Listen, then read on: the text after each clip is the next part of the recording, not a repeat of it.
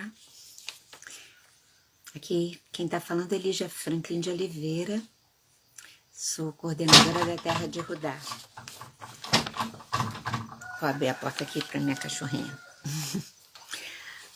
Bom, então, conversar um pouquinho sobre o nosso momento, ok? Desde o dia 14 de janeiro de 2021 até 2026, gente, nós estaremos com Urano em Touro. Desde dezembro de 2008, estamos com Plutão em Capricórnio, e ele vai ficar em Capricórnio até 2024, quando ele entrará de vez em Aquário. E aí vamos ter muitas coisas para conversar também. Plutão, a gente sabe, é o senhor das grandes e das profundas transformações na vida pessoal, individual e coletiva. De um lado, ele é o senhor da morte e da destruição. Ele possui essa força. E do outro, ele é a força da cura, de todas as curas. Tanto que ele é muito relacionado com as medicinas. Nós podemos vivê-lo, né? Essa força dentro de nós mesmos, né? E na vida coletiva, ficando estagnados no aspecto destrutivo, né? Violento, das despedidas e da tristeza das despedidas, doloroso, né?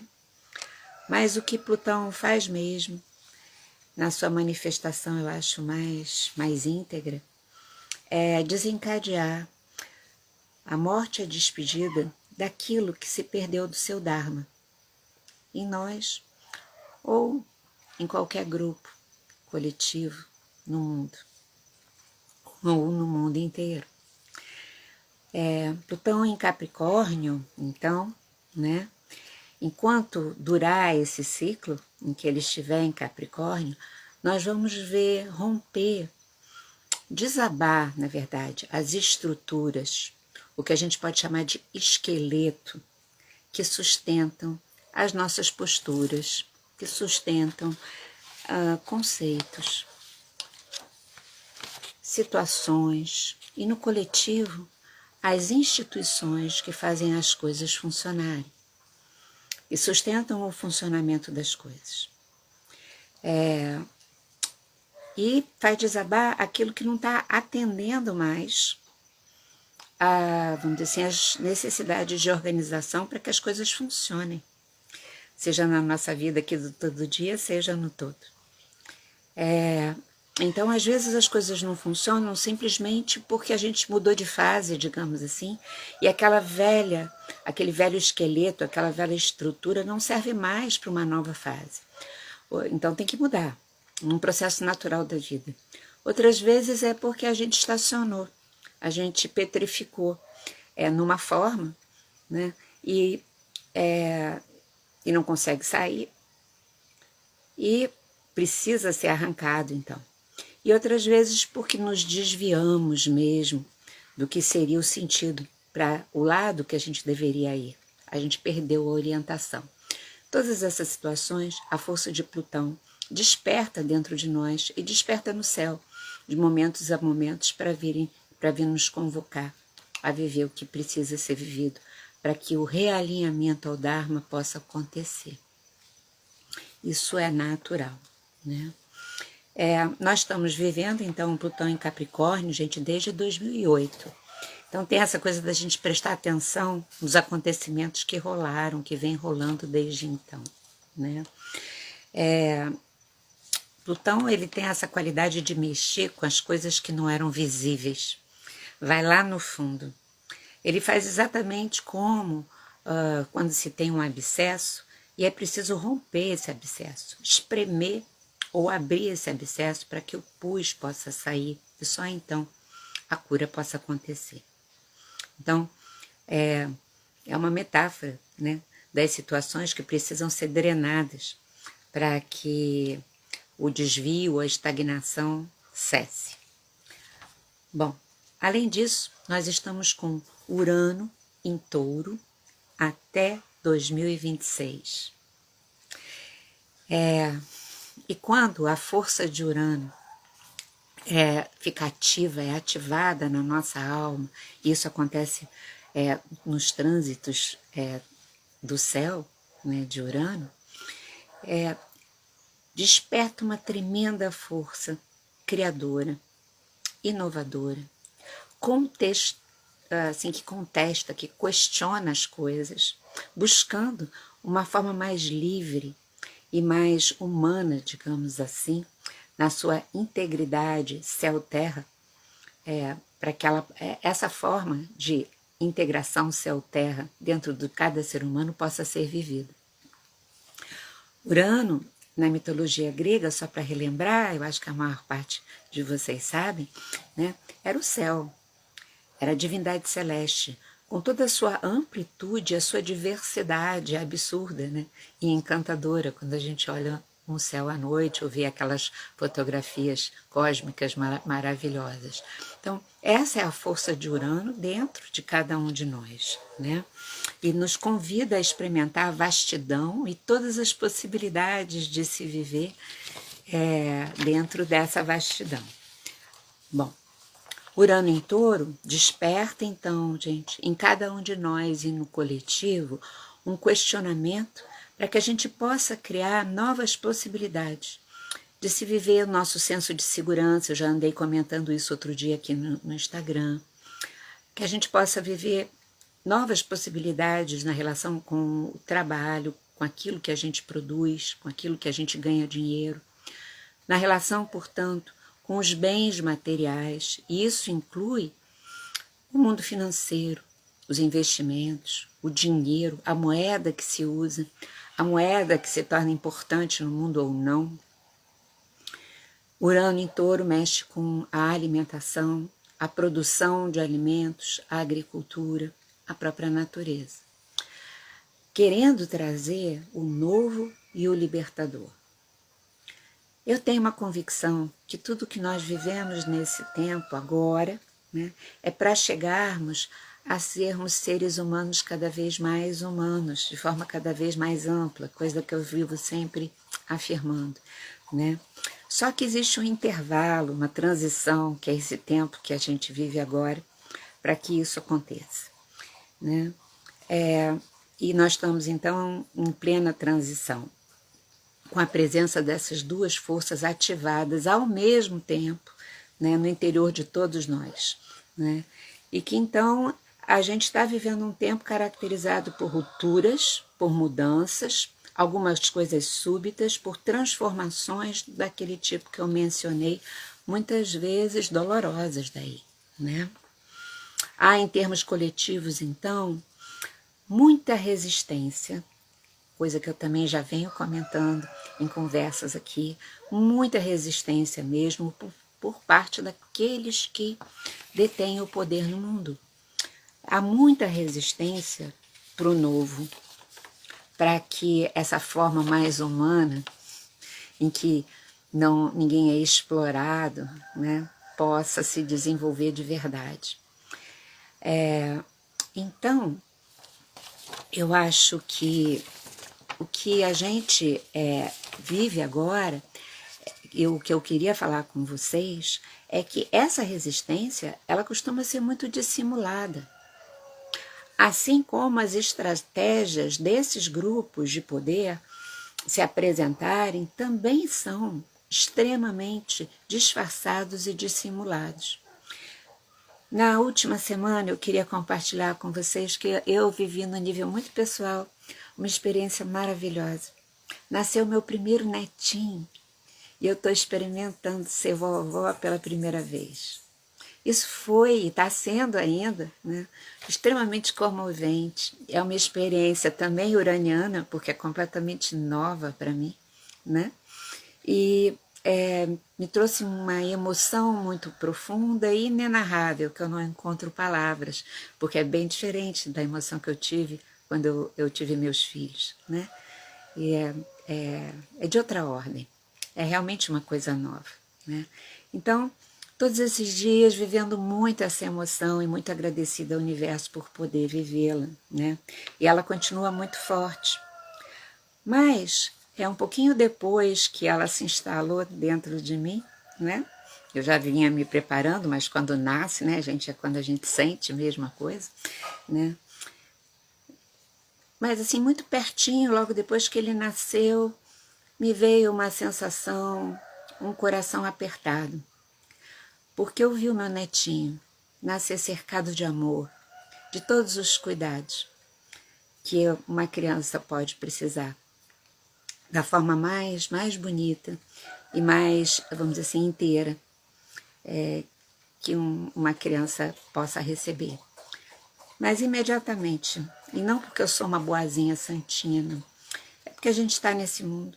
Imediatamente eu me lembrei da quantidade de crianças que existem no mundo e que não recebem esse tratamento e que tinham que receber. Então, junto com essa alegria da chegada do meu netinho no coração, se instalou junto uma tristeza também, né? E, como eu falei, eu acho que não é nada de ser boazinha, é porque, na verdade, quando a gente olha para a cara de uma criança, a gente tem a certeza que todas elas, né, deveriam receber o que é necessário para se viver bem, logo de chegada, logo de cara.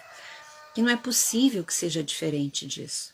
Mas é diferente, a gente sabe, muito diferente para um número gigante de crianças no mundo. Enfim, o nascimento do Tomé fez a minha alma me pedir para fazer esse vídeo, para conversar com vocês, né?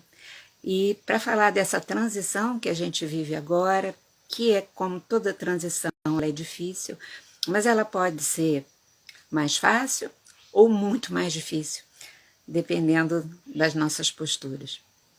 Eu acho que é isso que eu vim conversar com vocês e com quem vê depois esse vídeo também, né? Então eu queria agradecer muito a companhia do nosso papo, né?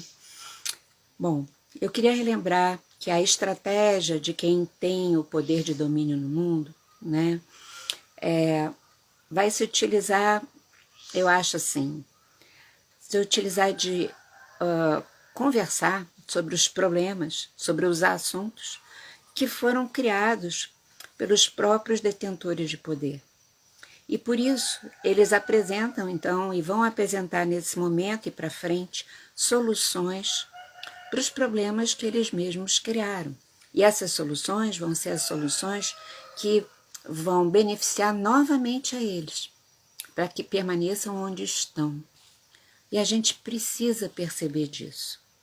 Se a gente reparar, desde que houve uma diminuição dos casos do coronavírus, vem sendo lentamente afirmado a presença de uma crise econômica no mundo, seríssima, gravíssima, e ela é verdadeira. E também uma crise alimentar. E com toda essa questão de guerra, de Rússia e Ucrânia, tende a se agravar no mundo até por conta da falta de fertilizantes. Mas tudo, sabe, vem devagarinho, vem se falando, mas isso vem sendo colocado. A minha conversa com vocês é no sentido de dizer assim, vocês não precisam se intoxicar com as notícias que mexem com os nossos medos e com as nossas emoções difíceis todos os dias. Mas eu queria pedir muito que, por outro lado, vocês não fiquem a par, sabe, das coisas que estão acontecendo. Não fiquem de olhos fechados. Procurem saber, com bom senso, sabendo dar o limite, mas procurem saber do que está acontecendo no mundo. Cuidado para não rotularem tudo como teoria da conspiração. Essa expressão foi criada exatamente para provocar na gente uma desqualificação sobre certos conhecimentos, informações e notícias, e desqualificando a gente não dá importância, a gente não liga. E isso favorece que a gente permaneça de olho fechado. Então existem, gente, instituições que reúnem os grandes empresários do mundo, os banqueiros, parte de governantes, que todo ano discutem quais são as diretrizes que eles vão dar para o mundo. Uma dessas instituições, para o mundo todo, são eles que decidem tudo. E a gente precisa saber disso. Uma dessas instituições já bastante conhecidas se chama Fórum Econômico Mundial, que se reúne sempre para dar essas direções. E eles já têm soluções prontas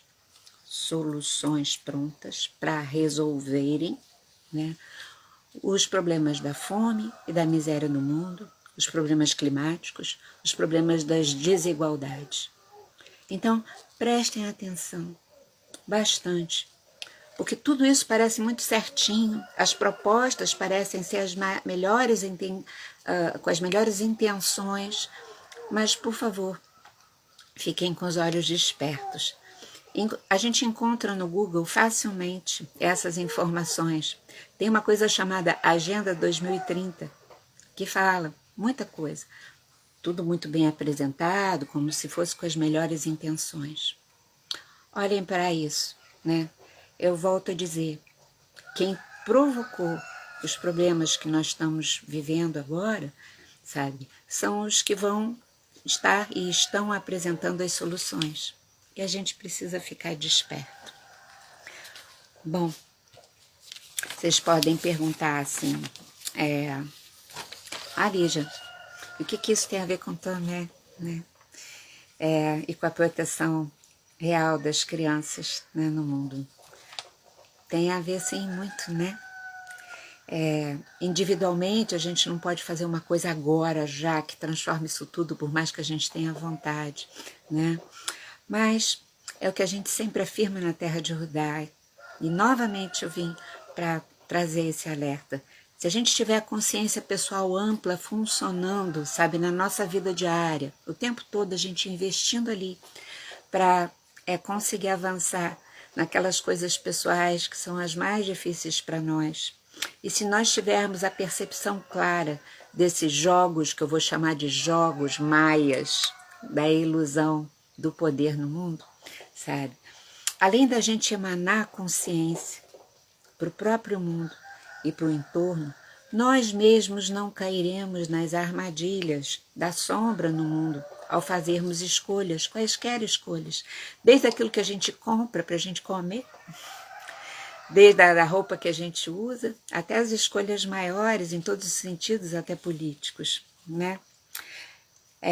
E nós vamos poder criar soluções mais sélficas, digamos assim. Lá na frente, as nossas escolhas de agora e as soluções que a gente encontrar agora vão estar contribuindo para a tessitura de um tapete energético, mas também objetivo, porque tem coisas objetivas que podem ser mais fáceis agora ou não, como eu disse antes, há pouquinho, sabe?